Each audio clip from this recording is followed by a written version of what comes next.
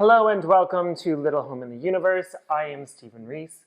This is our layered meals series where we create different dishes throughout the week and we build upon those dishes.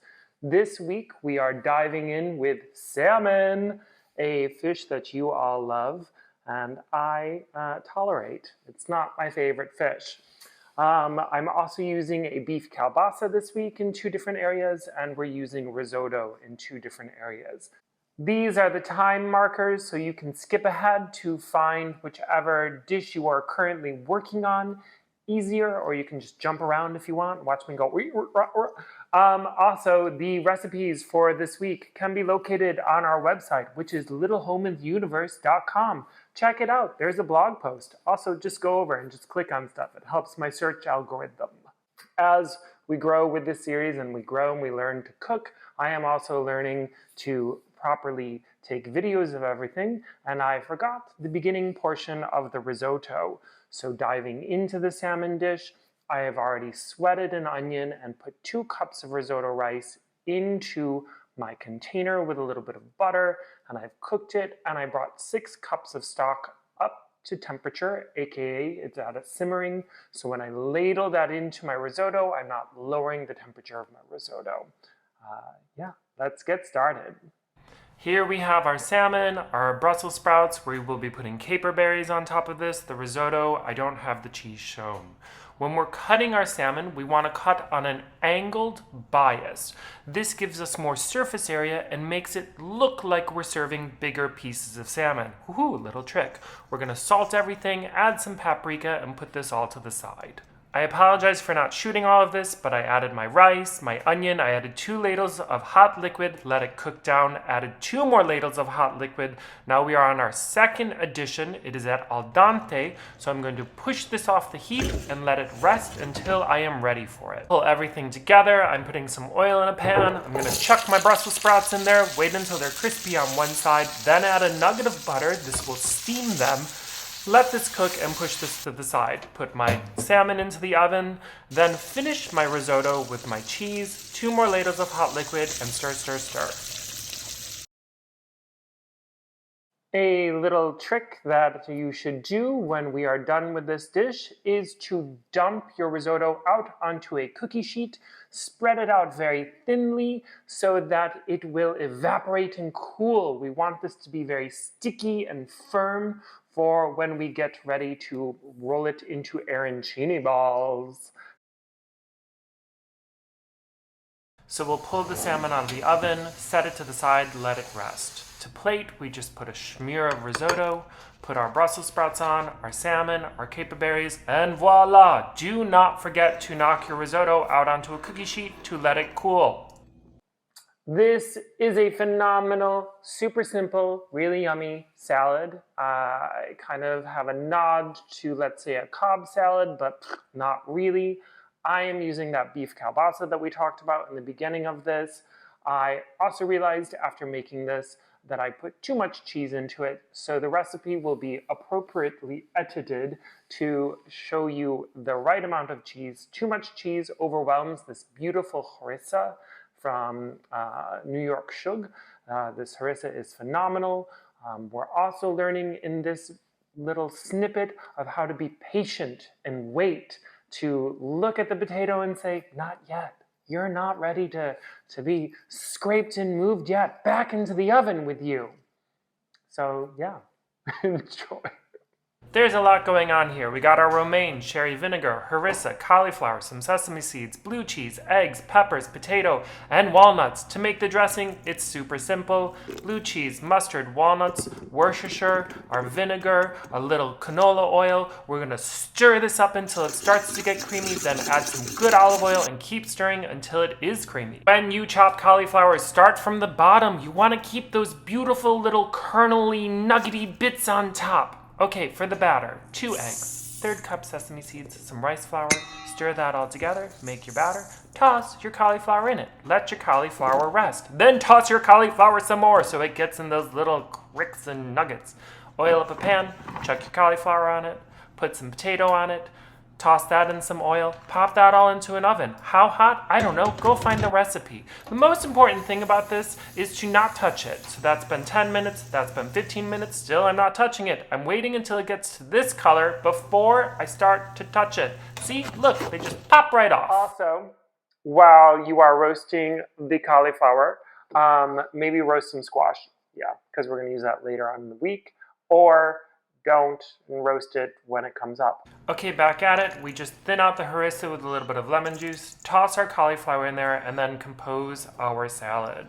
It's so yummy, this one. It's really delicious. See, there's that kielbasa. This is one of my favorite dishes. I have a specific cornstarch, rice flour, flour ratio that I use for the seafood pancake. It is delicious. It's very simple to make, but the key to this, as we learned with the salad, is to be patient and to not touch it, to not fiddle with it, to not move it. You have to really listen to how it's cooking and be patient with it and allow it to crisp. You also see, I don't flip the whole thing because I'm not that good at doing that. Also, I'm using a cast iron pan, so I slide mine out onto a plate, put my hand on it, flip it over, and plop it back down. And then I wash my hands. Yep. It's delicious. Enjoy it. Here is everything we will be using: some cabbage, green onion, that salmon, some of it, some shrimp, and we're gonna cook some escarole. To cook your escarole, put too much garlic into a pan, add as much pepper as you can tolerate, then put the escarole on top of it, lid it, and walk away. Turn the heat down a little, and then walk away. It'll turn into this, voila! Then just move it off and heat it up later when you're ready to eat it. The batter could not be simpler. You can find the recipe on the website. Add cold water, let it sit. Add more cold water until it gets to this consistency. Dump all of your wonderful stuff into it. Just dump it in there, give it a good toss, let it sit, then toss it again. For your oil, how do you know that it's warm enough for you to put your pancake batter in? You wait until your butter looks like that. And then you just ladle your veggies into a nice, even layer, thin, medium, not thick, whichever. And then what do? You leave it alone. You add a little bit more of the batter. Then you leave it alone until you can shake it and it freely moves. Or you take your spatula and you look and you see, oh, it's brown on the bottom. Then I put it onto one plate, take that, flip it back into my pan, and again, I don't touch it. I just let it cook. Did I burn one side ever so slightly? Yes, that's okay. I'm making 2 of these. This is what it looks like. I'm serving it with all these condiments. It's delicious. We are doing it. We are making it. We are moving through the week wonderfully. Congratulations. We are on to the Normandy fish stew.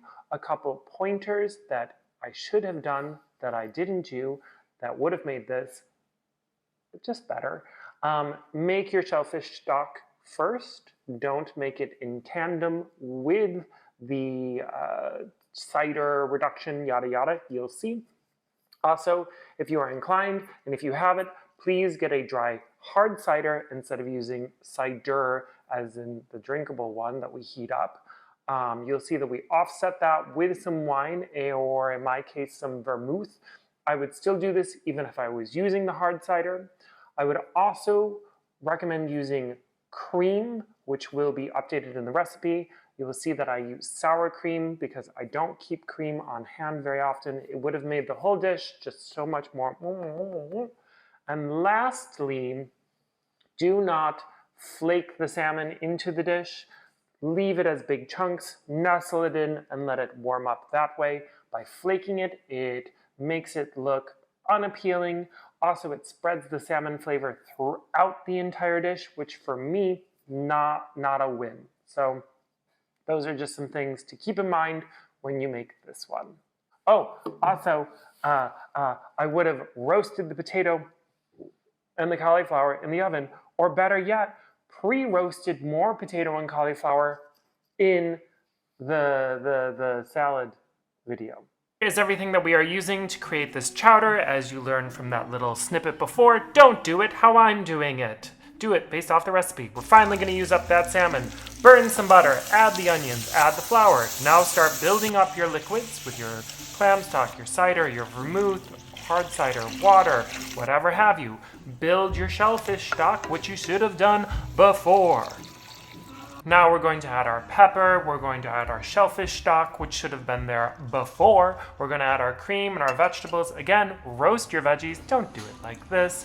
And then we're going to let everything slowly simmer and meld and come together. We're going to taste, we're going to add some salt, we're going to add our shrimp. We're going to leave those as big chunks. And here I put the croutons on top so that it distracts from the dish, but it is delicious. Arancini! If you have never made these are phenomenal. They are delicious. You will love them.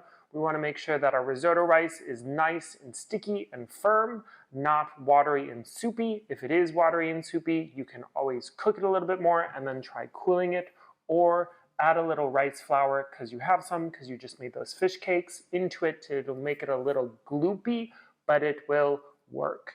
We are doing a battering, so we're going to form the rice, roll it in some egg, and then batter it in some breadcrumbs. I guess it's not really a batter. We're going to put it in some breadcrumbs, and then we are going to deep fry it. Please note how low my oil level is in my saucepan. It is more than half low, more than a quarter low, whatever. It's low. If there's not a lot of oil in there, I have my thermometer. I'm keeping it at 350 and I'm keeping an eye on it, and I'm only doing 4 balls at a time. I also had some extra pesto in my freezer, so I tossed that into the escarole, just a little spoiler, so something to look out for. It's a delicious one. You can also, here's a thought, you should stuff your arancini. So if you have extra cheese, or if you wanted to put the peppers that I'm doing inside of it, a little color pop, or you could put the pesto inside of it, or you could even put the escarole inside of it, or some ground beef. It's yummy. You'll enjoy this one.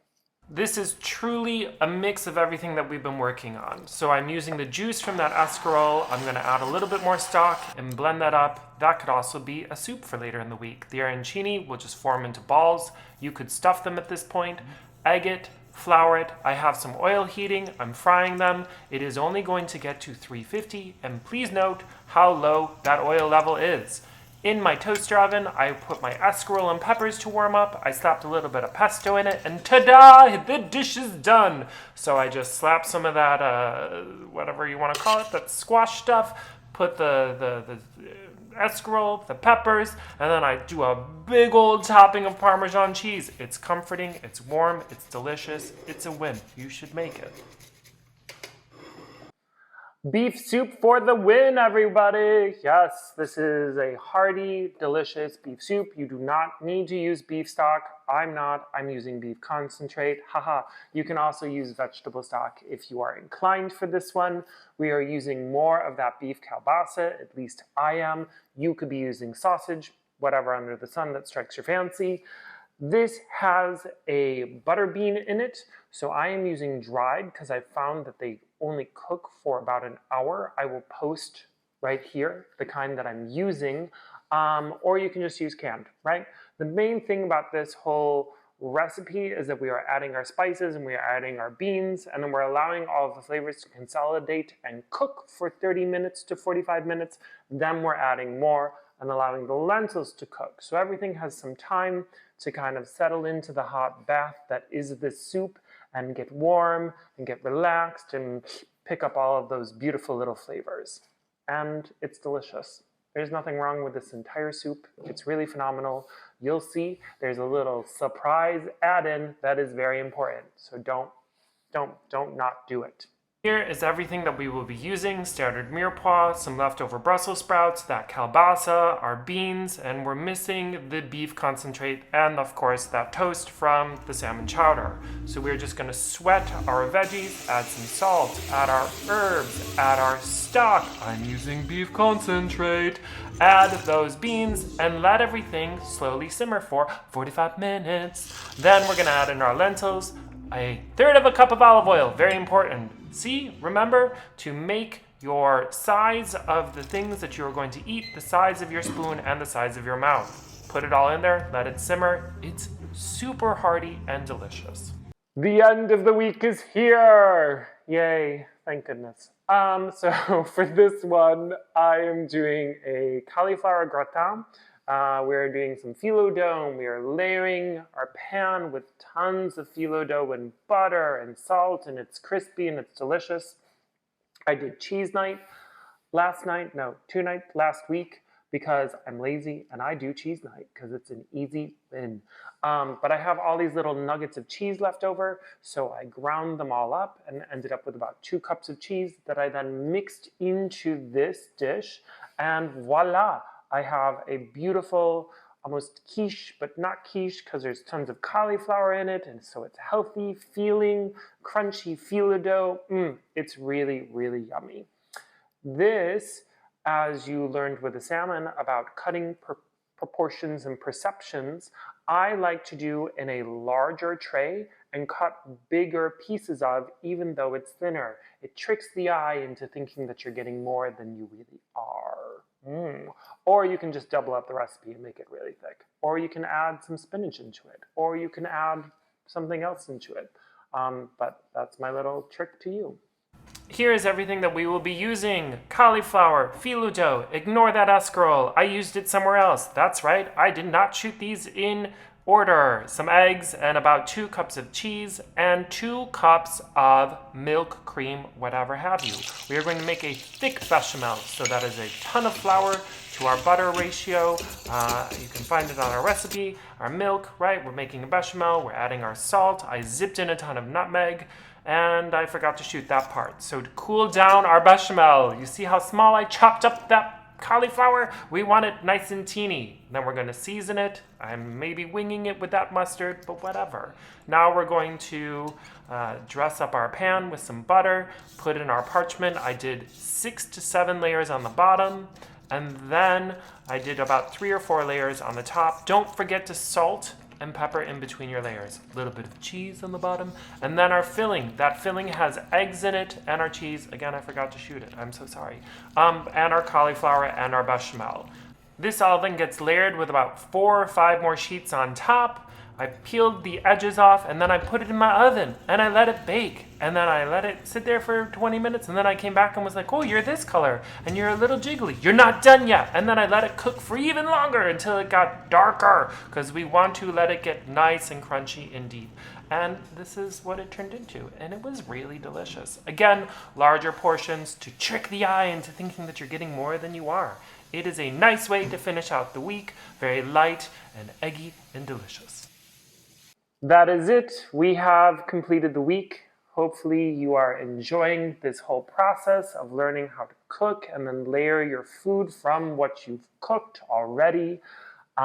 Please leave some comments. Let me know what you would like to see, any kind of flavor combinations, anything to cook with. I'm not doing salmon again. This is the last one. So don't put that in the comments. And yeah, always like and subscribe these videos, and enjoy your week.